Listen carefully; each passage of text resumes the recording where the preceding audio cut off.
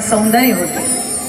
शिवरायांची तलवार ही तेजस्वी होती, तर डॉक्टर बाबासाहेब आंबेडकरांची लेखणी ही लाखात देखणी होती.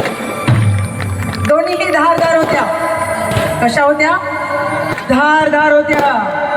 शिवरायांच्या तळपत्या तलवारीनं स्वराज्य खेचून आणलं आणि त्याच स्वराज्याचं रक्षण करणारे भारतीय संविधान विश्वरत्न परमपूज्य डॉक्टर बाबासाहेब आंबेडकरांनी निर्माण केले.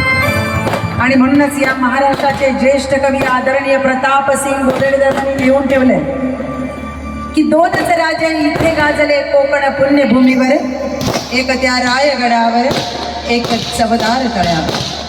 दोघांच्याही आजोबांचं नाव मालूम आहे का? आहे. यासाठी आधी तुम्हाला इतिहास वाचावा लागेल. पहा, अहो दोघांच्याही आजोबांचं नाव मालोजी. एक शहाजी मालोजी, एक रामजी मालोजी. दोघांचेही वडील सुभेदार. एक शहाजी सुभेदार, एक रामजी सुभेदार. अहो एकाच्या मुलाने हाती घेतली तलवार आणि एकाच्या मुलाने हाती घेतली लेखणी आणि झाला या देशाचा शिल्पकार डॉक्टर B.R. आंबेडकर.